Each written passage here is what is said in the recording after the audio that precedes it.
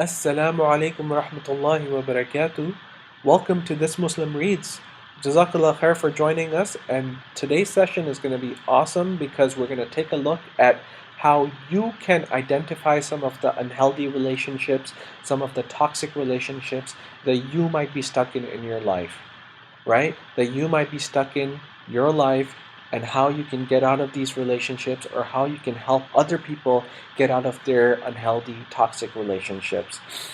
So after World War II, a lot of veterans, they came back and they had trouble reintegrating into their families. And a lot of research went into figuring out why this was happening, and this led to the birth of this whole field of psychology, where you looked at relationships, you looked at people's childhood, um, family systems theory, and so on and so forth, which I'm not going to get into, but for the purposes of this book and the presentation, uh, we're going to take a look at a small pond or a small puddle or a small drop from the large ocean body of knowledge, right? So, so what came about this was one piece of research that came from this was the drama triangle by Dr. Karpman. And he was the first person to introduce this concept of the victim triangle or the drama triangle, and how this can be very toxic um, for people who are involved in it. So we're going to take a look at how to move away from this emotionally unhealthy triangle or these emotionally unhealthy relationships to emotionally healthy, fulfilling relationships. So you're going to spot the drama triangle, you're going to try not to join it, you're going to identify who the different people are, and then you're going to try to protect yourself from it. So let's get right into this. Obviously, because it's called a triangle, there's three people involved. So for the purposes of our scenario, just to simplify things, because this can get very complicated as well, there's other factors that can complicate things that we're not gonna take a look at right now, and that I encourage you to research or find out on your own by reading Catherine Holden's book, The Drama Triangle. That's a really good introduction to this concept, to this idea of the drama triangle or the victim triangle. So we're going to take a look at this basic, simple, very simple scenario that you can maybe identify with in your family. So let's take, for example, you have a child or a teenager, and this child's name is Abdurrahman.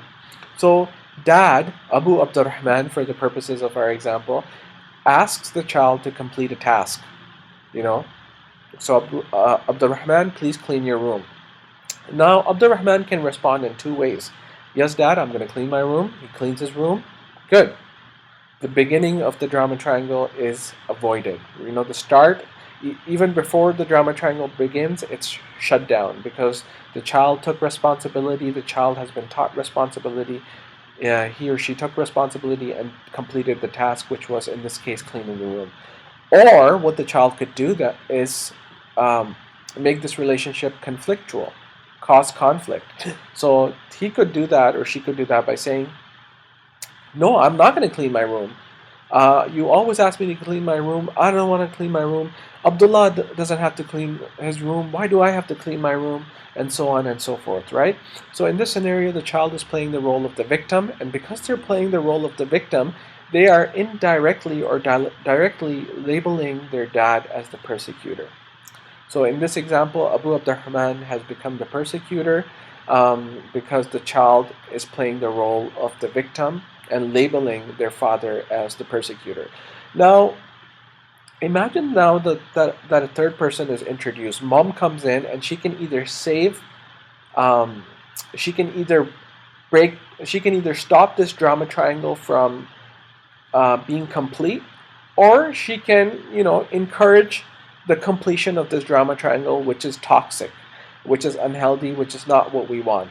So mom comes in, she looks at the situation objectively, she analyzes it, she says, yes, daddy is right. Abdurrahman, you need to clean your room.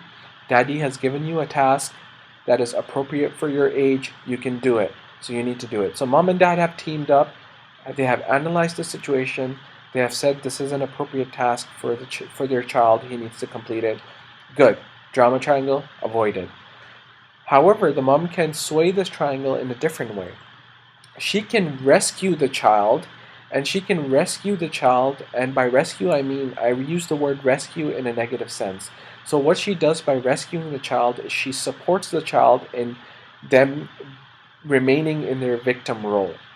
So she will, regardless of how little time she has, how little money she has, how little health she has, she will go out of her way to uh, clean the child's room, and in doing so will help him or her, will help Abdul Rahman in the scenario avoid responsibility, avoid consequences, and then reinforce the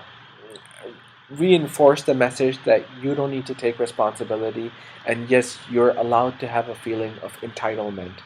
So this now completes the drama triangle for the purposes of our scenario. So let's take a look at the roles. There's the rescuer, who was mom in the previous example. There was victim, which was the child, Abdul Rahman, and then there was the persecutor, Abu Abdul Rahman. So this completes the drama triangle, and these are the different roles that the people play. So a victim usually draws rescuers in their life, and a victim usually draws persecutors in their life. So a victim avoids consequences, avoids responsibility, doesn't want to grow, doesn't want to change, has feelings of entitlement. As we saw, Abdul Rahman had feelings of entitlement. He felt that mom needed to help him to clean his room when clearly she didn't. He was old enough to do it himself.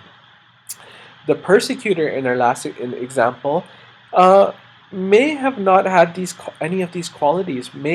Because he was dad in our scenario, who was the persecutor, actually didn't have any of these qualities. He was actually asking his son Abdul Rahman to complete something reasonable, complete a reasonable task.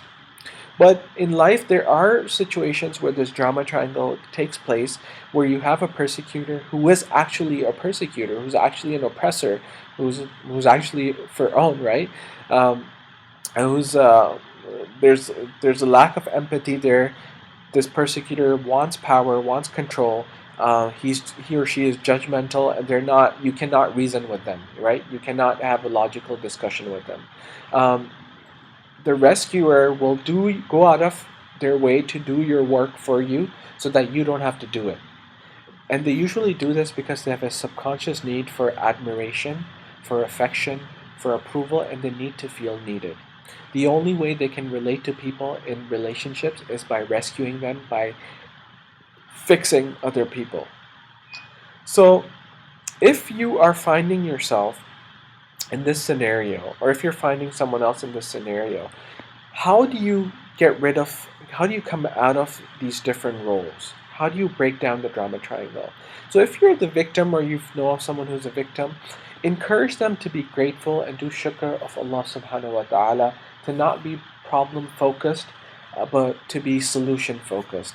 And if they're actually being persecuted, to stand up for themselves, because no one's going to stand up for them, right? We need to stand up for ourselves. You need to stand up for yourself.